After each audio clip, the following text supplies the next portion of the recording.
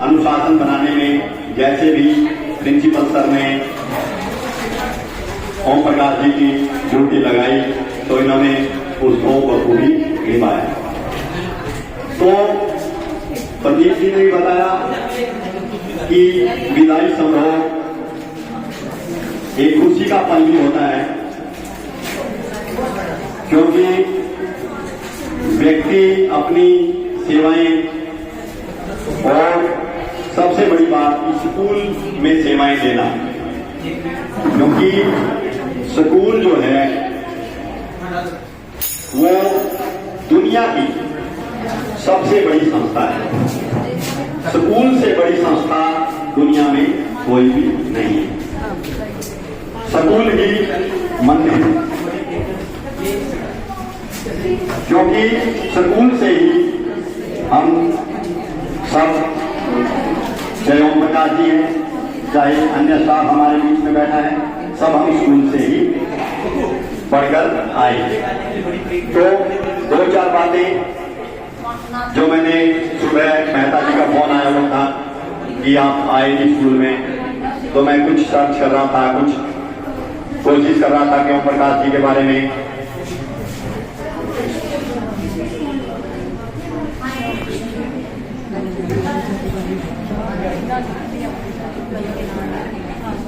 खुलते हैं नए रास्ते विदाई के इस पल में, याद रहेंगी संग सदा हमारे हर पल में।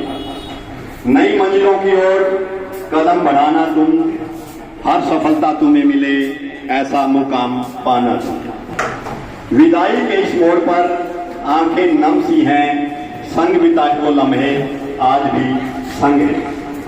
आज विदाई है मगर रिश्ता ये नहीं टूटेगा, हर पल का वो कोना दिल में सदा महकेगा। नई राहों पर चलो, नई उड़ान भरो, सपनों की दुनिया में हर आसमान छू लो। ओम प्रकाश जी के बारे में जो मैंने ये कविता बताई है, ये तो बहुत छोटे शब्द हैं, क्योंकि स्कूल में सेवा देना और इतनी अच्छी सेवाएं देना वो छोटी बात नहीं है। एक शेर और आपको ओम प्रकाश जी के बारे में, वो जो जाते हैं स्कूल तक, वो जो जाते हैं स्कूल तक, उन रास्तों से हम जुदा हो गए। ओम प्रकाश जी, आप देखो स्कूल का रास्ता तो ऐसे ही रहेगा, आते जाते रहेंगे, लेकिन जो सुबह 8 बजे तैयार होके आना, प्रिंसिपल को लेके आना, इनका टाइम 7 बजे शुरू हो जाता है। पता नहीं कब प्रिंसिपल सर की कॉल आ जाए और कब इनको जाना पड़े, तो वो चीजें छूट जाएंगी। जो जाते हैं स्कूल तक, उन रास्तों से हम जुदा हो गए। आज अपने स्कूल से ओम प्रकाश जी विदा हो गए, ओम प्रकाश जी विदा हो गए। तो ओम प्रकाश जी के बारे में जितनी बातें कही जाएं वो कम है, क्योंकि मैं अपना पर्सनल अनुभव शेयर कर रहा हूं। शुरू में मेरी थोड़ी सी कुछ महंगा हो गई थी ओम प्रकाश जी के साथ, लेकिन उसके बाद से जब मैंने इनको जाना कि कैसे इंसान है, तो इन्होंने हमेशा, मैं बड़े भरे मन से कह रहा हूं कि इन्होंने प्रिंसिपल की बात को मना कर दिया, लेकिन मेरी बात को नहीं मना। तो मैं ओम प्रकाश जी के उज्जवल भविष्य की कामना करता हूं। इनका जीवन आज से स्कूल कार्य से मुक्त हुआ है, लेकिन समाज से मुक्त नहीं हुआ। ये समाज में अपनी सेवाएं देते रहेंगे, समाज में एक अच्छा संदेश देते रहेंगे। हम चाहते हैं कि ओम प्रकाश जी आगे भी स्कूल से जाने के बाद भी हमारे प्रांगण में आते रहें। देखो एज जो होता है, एक्सपीरियंस जो होता है,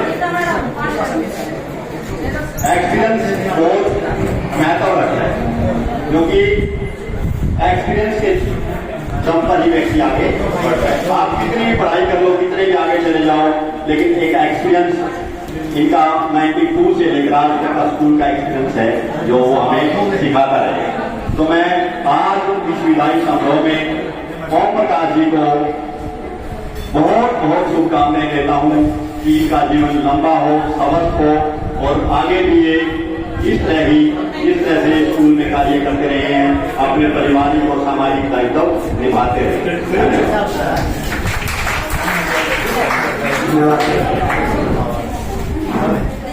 अभी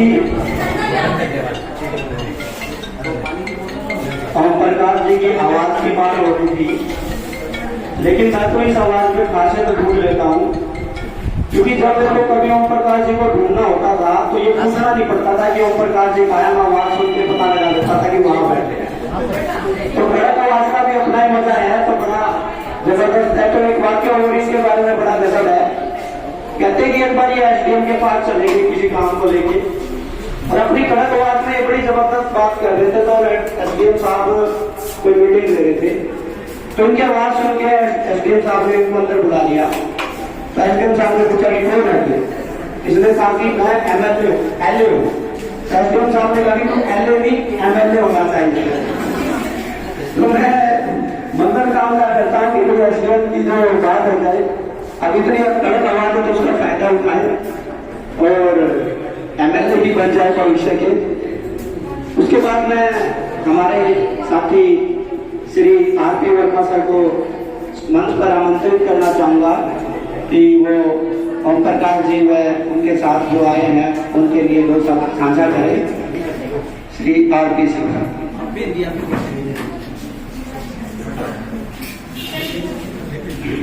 सभी को नमस्कार। आज के सेंट्रल पॉइंट केंद्र बिंदु सम्मानित ओम प्रकाश जी बिश्नोई, उनकी धर्मपत्नी मिश्री बिश्नोई और साथ में आए हुए गणमान्य व्यक्तिगण और सर की पूरी फैमिली, प्यारे प्यारे बच्चों। ओम प्रकाश सर के बारे में कितनी बात कही जाए कम है। देखो, जहां परिवार बड़ा होगा, बड़े परिवार में अलग अलग नेचर के लोग मिलेंगे।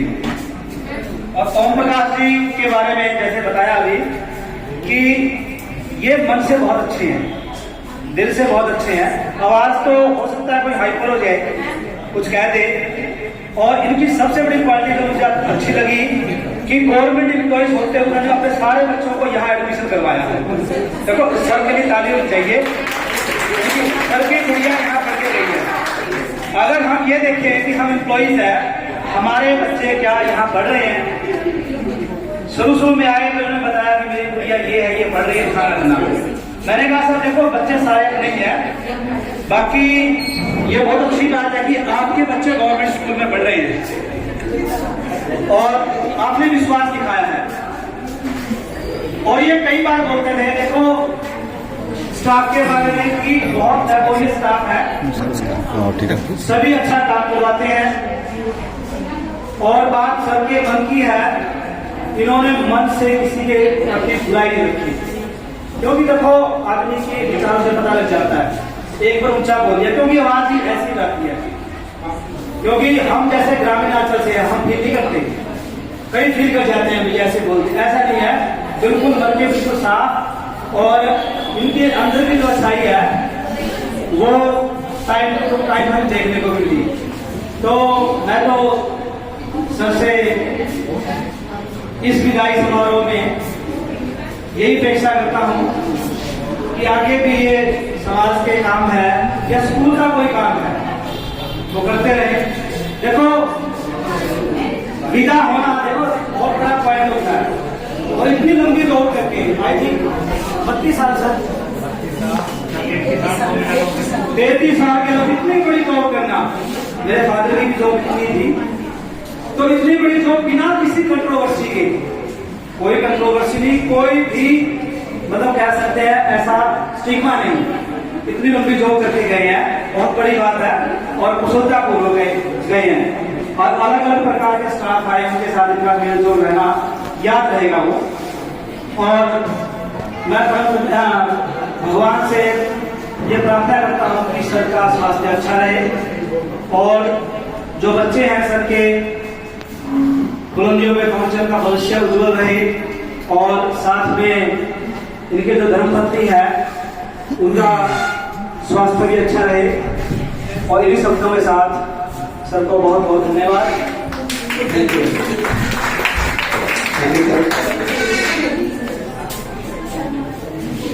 सर ने बिल्कुल सही कहा कि बोलने में जरूर कड़क थे, लेकिन मन में कोई बात नहीं रखते थे, बड़ा अच्छे से बोल देते थे।